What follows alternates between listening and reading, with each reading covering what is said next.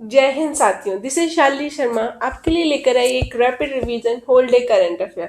इसमें मैं UPSC NDA CDS वालों के लिए जितने भी इंपॉर्टेंट पॉइंट रहते हैं डेली करंट अफेयर में फॉर एग्जाम रिलेवेंट उनका रिवीजन करवाऊंगी, जिससे कि आपका टाइम ना वेस्ट हो और आपका करंट अफेयर भी कवर हो जाए। तो आप बने रहें एंड तक इस सेशन के, जिसमें आपको बहुत ही इंपॉर्टेंट पॉइंट कवर करवाऊंगी जो कि आपके एग्जाम के लिए काफ़ी ज़्यादा इम्पोर्टेंट रहेंगे। तो टाइम वेस्ट ना करते हुए स्टार्ट करते हैं पॉइंट्स को कवर करना। सबसे पहले साइक्लोन से रिलेटेड पॉइंट है। तो cyclone Montha make a landfall rain batter several parts of the Andhra Pradesh. सबसे पहले आप सोच रहे होंगे ये मोंथा क्या है। आई नो सबके माइंड में ये क्वेश्चन आ रहा होगा, व्हाट इज मोंथा साइक्लोन। ये हम पहली बार सुन रहे हैं कि ये मोंथा साइक्लोन क्या है, क्या कारण है। एंड नेक्स्ट उसके जस्ट नीचे ही एक और पॉइंट आया है, crop power sector wear cyclones weren't, कि जो साइक्लोन आया है उससे जो भी नुकसान हुआ है किसानों का या फिर जो भी डिजास्टर आ रहा है, तो भाई ऐसा कैसा ये साइक्लोन है, क्या क्या है साइक्लोन के अंदर, कहाँ से आ रहा है। और वैसे भी मॉनसून जो विंटर मॉनसून होते हैं वो थोड़ा लेट आते हैं, नवंबर के करीब आते हैं, और अभी अक्टूबर के एंड में ही आ गया ये मॉनसून। तो इस सारे झोल को हम कवर करेंगे। तो सबसे पहले मैं आपको बताऊंगी मोंथा साइक्लोन। मोंथा साइक्लोन क्या है ये मोंथा साइक्लोन।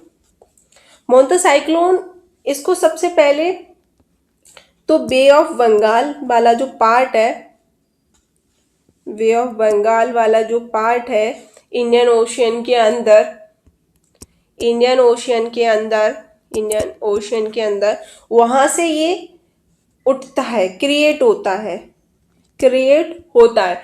किसके कारण ये वहां से क्रिएट होता है, तो उसके कुल टोटल 6 कंडीशंस होती हैं जिससे कि ये बनता है। 6 कंडीशन होती हैं जिससे कि ये बनता है। तो मैं आपको बना के दिखाती हूँ, जैसे कि आप भी अपने नोट्स में मेरी तरह ऐड कर सकते हैं। जैसा कि मैंने आपको how to make a notes वाले सेशन में बताया था कि आपको कैसे माइंड्स मैप बनाने हैं, तो मैं आज आपको लाइव बनाकर भी बताती हूँ कैसे बनाते हैं। सबसे पहले जो 6 कंडीशंस है, तो सबसे पहले मैं आपको बना के बताऊंगी बेंजीन टाइप का बना लो, क्योंकि 6 है, बेंजीन में 6 पॉइंट आ जाते हैं। तो पहला पॉइंट रहता है जो कि लो प्रेशर रहता है, जो सी में है वो लो प्रेशर रहता है जिससे कि ये मॉनसून क्रिएट होता है। एंड सेकेंड, जो टेम्परेचर होता है वो 20 डिग्री सेल्सियस से डाउन होता है। एंड जो मॉइस्चर होता है वो काफ़ी ज़्यादा होता है, मॉइस्चर काफ़ी ज़्यादा होता है। एंड जो वर्टिकल विंड्स होती हैं, वर्टिकल विंड्स, उनसे भी ये क्रिएट होता है। एंड जो अपर ईयर डाइवर्ज होती है, आपने ज्योग्राफी के अंदर पढ़ा होगा, डाइवर्जेंट, कन्वर्जेंट, वही वाला ये अपरजेंट, डाइवर्जेंट विंड्स होती हैं। एंड जो एक बज रहा है वो क्या है, कोरियोलिस फोर्स। आपने सुना होगा कि अर्थ पर कोरियोलिस फोर्स लगता है, तो ये भी एक कारण है जिससे कि ये मोंथा साइक्लोन क्रिएट होता है बे ऑफ बंगाल में। तो ये जब क्रिएट होता है तो ये क्रिएट होकर सीधा अपनी इंडिया की तरफ बढ़ता है। अभी मैं आपको मैप बना के बता रही हूँ कैसे इंडिया की तरफ बढ़ता है। जैसे कि ये वे ऑफ बंगाल वाला पार्ट है और ये यहाँ पे ये क्रिएट हो रहा है। एंड ये यहाँ से सीधा ऐसे उठता है, ये पूरे इंडिया को होल इंडिया को कवर करेगा, जिससे कि इंडिया के अंदर जो रेन है वो काफ़ी तेज होगी, काफ़ी तेज होगी। और जो विंड्स हैं, कोल्ड विंड्स हैं, वो भी काफ़ी ज़्यादा तेज चलेगी। तो आपको इस तरह से ये मोंथा साइक्लोन होता है, वे ऑफ बंगाल में क्रिएट होता है। इसके 6 कंडीशंस होते हैं जिससे कि ये क्रिएट होता है। और ये ट्रॉपिकल साइक्लोन नहीं होता। मैंने आपको पिछली वीडियो में बताया था कि ट्रॉपिकल साइक्लोन क्या होता है।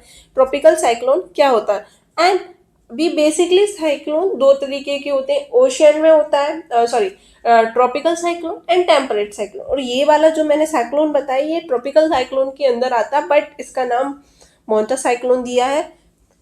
ऐसे साइक्लोन को हर जो भी ओशियंस रहते हैं उनमें अलग अलग नाम से जाना जाता है।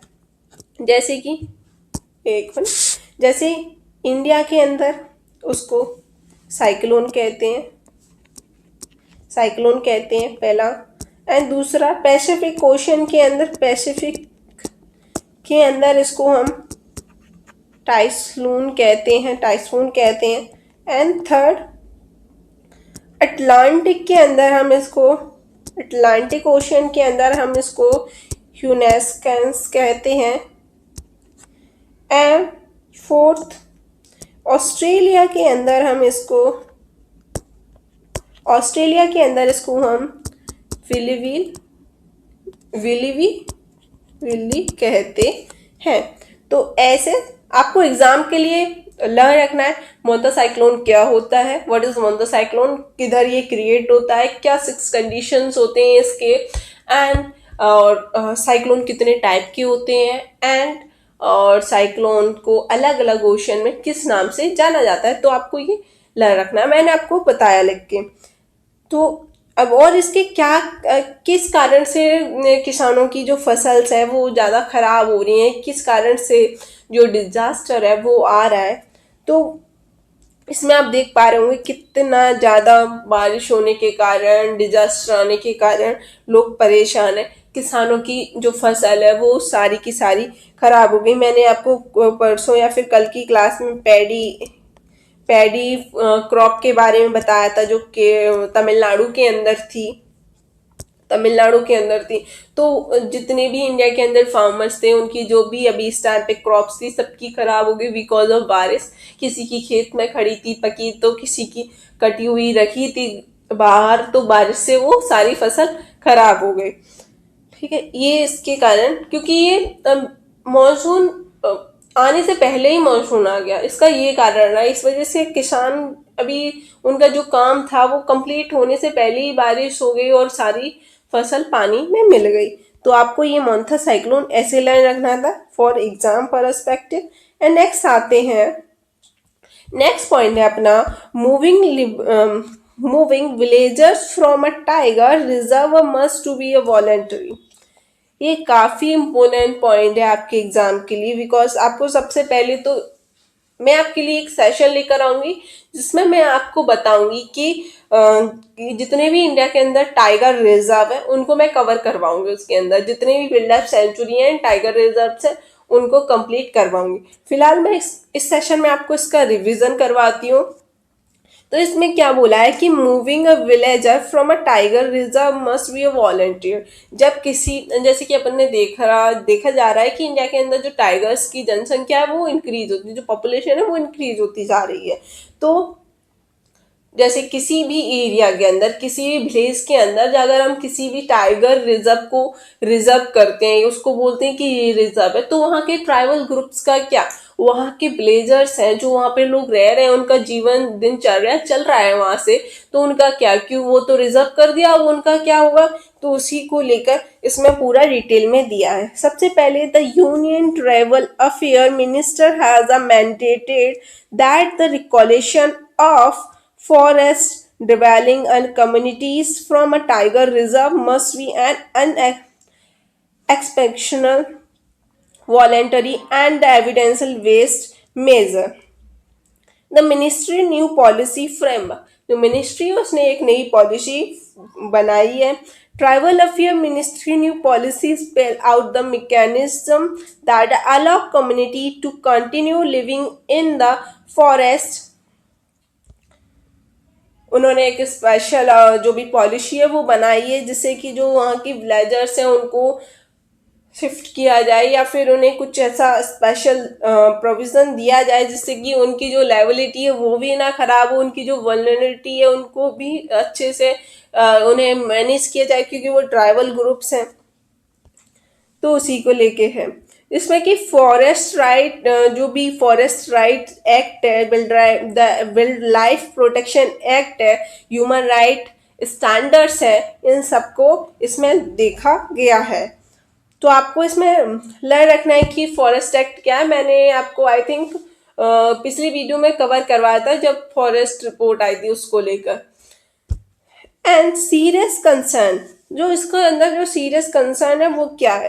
Counselling conservation and the community right, a policy framework for relocation and the coexistence in India Tiger Reserve was sent last week to the Union Ministry of Environment, Forest and Climate Change from the office of the Secretary Ministry of the Tribal Affair।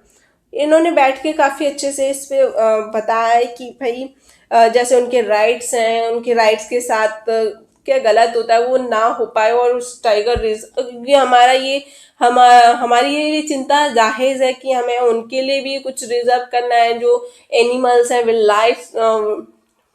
Life animals हैं, उनके लिए भी।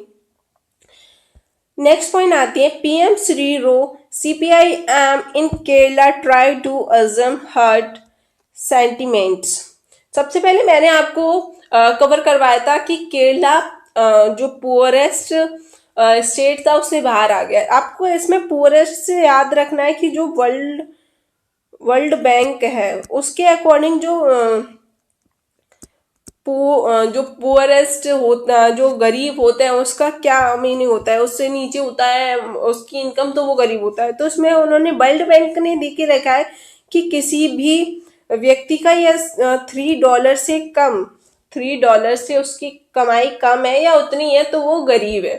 तो ये mind में रखना, exam में पूछा जा सकता है कि वर्ल्ड बैंक के अकॉर्डिंग क्या होता है गरीब, तो आपको ये लर्न रखना है। इसमें बोला है कि केरला गरीबी से हट गया, तो भाई क्या क्या पॉइंट देखे गए जिससे कि वो हट गया। तो सबसे पहले जो वहाँ की एजुकेशन है, एजुकेशन से भी पहले जो पहला पॉइंट होता है वो होता है कि भाई उनको खाने को मिल रहा है, फूड, एंड सेकेंड उनकी हेल्थ कैसी है, एंड थर्ड एजुकेशन। ये तीनों चीज़ों को अगर देखा जा रहा है, एंड फोर्थ इकोनॉमी, हालांकि उनके पास कुछ दो पैसे कमाने की व्यवस्था है कि जिससे कि वो 2 वक्त की रोटी खा पाए। तो ये 4 पॉइंट को देखा जाता है किसी भी व्यक्ति के, जिससे कि उसको बताया जाता है कि वो गरीब है या नहीं है। और वर्ल्ड बैंक के अकॉर्डिंग वो $3, अगर उसके पास वो $3 कमा रहा है दिन का या फिर उससे कम कमा रहा है तो वो गरीब है। तो उसमें केरला भी कुछ दिन पहले कवर किया था कि केरला इससे बाहर हो गया है उस लिस्ट से, केरला पुअरेस्ट नहीं। नेक्स्ट पॉइंट आते हैं ट्रेड, जो कि ट्रेड के बारे में मैंने आपको ये छोटा सा पॉइंट कवर करवाया था पीयूष गोयल के लिए। मैंने बोला था कि वो गए ऐसे मीटिंग करने के लिए, तो उसका क्या हो रहा है, तो उसी में दिया गया है point. Trade talks with EU reduce the outstanding issues से द गोयल। जो भी इशू थे उन्होंने मीटिंग में अपने आपस में डिस्कस किए और उनको डिलीवर किया। And the foundation laid for the balance and the robust agreement, say the ministry, after meeting with the counterpart high-level EU team to visit the India next week। और उन्होंने वहाँ पे जाके मीटिंग की और सब कुछ किया, तो वो अभी नेक्स्ट वीक इंडिया आकर यहाँ पे विजिट करेंगे। तो जो ट्रेड हुई, जो ट्रेड के बारे में टॉक हुई, तो वो क्या थी? सबसे पहले EU से इसमें क्या था, इंडस्ट्री मिनिस्टर, जो इंडस्ट्री मिनिस्टर है वो पीयूष गोयल है। आपको ये माइंड में रखना चाहिए क्योंकि वो इंडिया गए हैं और आप इतनी बड़ी तैयारी कर रहे हो, तो आपको मालूम होना चाहिए पीयूष गोयल कौन, इंडिया के इंडस्ट्री मिनिस्टर है। ट्रेड के बारे में ये बात करने के लिए गई थी, तो क्या इनके एग्रीमेंट हुआ, EU फ्री ट्रेड एग्रीमेंट उन्होंने फिनिश लाइन किया। वहां पे जाके उन्होंने EU से फ्री ट्रेड एग्रीमेंट साइन हो गया है इंडिया का। तो आपको एग्जाम के लिए इसमें ये लर्न रखना है। एंड नेक्स्ट पॉइंट क्या है, नेक्स्ट आते हैं UN report finds countries emissions reduction sort of goal set up Paris. जैसे कि मैं आपको इसमें बताऊं, जो पेरिस एग्रीमेंट है इसमें क्या किया गया था। इसमें बोला गया था कि भाई 1.5 डिग्री सेल्सियस के ऊपर हम अपने अर्थ का टेम्परेचर नहीं बढ़ने देंगे, लेकिन वो तो बढ़ रहा है, उसको नहीं। तो उसी को रिलेटेड इसमें बोला है कि भाई कैसे हम कवर करें कि जो भी हर टाइम पे मीटिंग्स बिठाई जाती हैं, जिससे कि हम इसको कैसे कवर करें, जिससे कि जो भी पॉल्यूशन हो रहा है, अर्थ का टेम्परेचर बढ़ रहा है, डिजास्टर आ रहे हैं, तो इनको हम कैसे मैनेज करें। तो पहला तो होता है, इसमें बोला है कि ahead of the conference of the party COP30 in Belém, Brazil next month. अगले महीने मतलब कि नवंबर में एक बेलेम ब्राजील में एक प्लेस है, वहां पर COP30 होने वाली है मीटिंग, जो कि इंडिया भी इसका पार्टिसिपेंट रहता है। इंडिया ने लास्ट टाइम 2022 में अपनी रिपोर्ट को सबमिट किया था, और आई थिंक अब शायद बेलेम में जाके, ब्राजील में जाकर इंडिया भी 2000 न्यू जो रिपोर्ट है वो सबमिट करे या फिर ना करे, कुछ कह नहीं सकते। तो आपको लर्न रखना है कि बेलेम ब्राजील में प्लेस है और यहाँ पे COP30 होने वाला है। COP30 क्यों होने वाला है? सिंथेसिस रिपोर्ट, जो कि सिंथेसिस रिपोर्ट के थ्रू बताया जा रहा है अपन को, reduce the emission by the 17% 2019 level by the 2035। इसमें बात की गई थी कि 17% जो भी एमिशंस हैं उनको रिड्यूस किया जाएगा। 2019 वाले में किया गया था 2035 तक का, पर ऐसा दिख नहीं रहा है, क्योंकि ये मैंने अभी आपको बताया कि 1.5 डिग्री सेल्सियस हो गया है हीट, एंड 2 डिग्री पहुंच सकता है। And ट्राइस must can be emission by the 37% and the 57% respectively 2019 level by the 2035। मैंने इसमें आपको हाईलाइट करके रखे हैं जो भी इम्पोर्टेंट पॉइंट्स हैं, आप रीड कर सकते हैं इनको। और अगर आपको इसकी PDF चाहिए तो मुझे कमेंट सेक्शन में बता सकते हैं, मैं आपको उसकी जो PDF है वो भी अवेलेबल करवाऊंगी।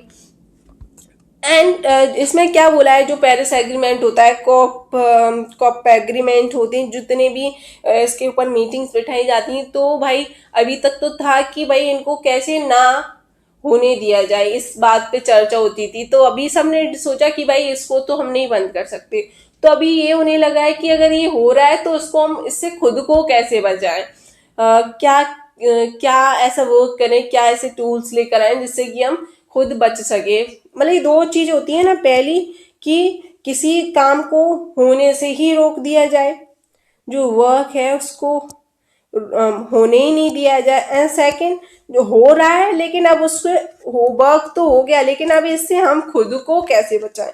तो ये भाई इस सेकंड वाले पॉइंट पे साफ फोकस कर रहे हैं, इसमें यही बताने की कोशिश की गई है। एंड नेक्स्ट पॉइंट आते हैं, China and Asian hit by US tariffs and upgrade the free trade agreement।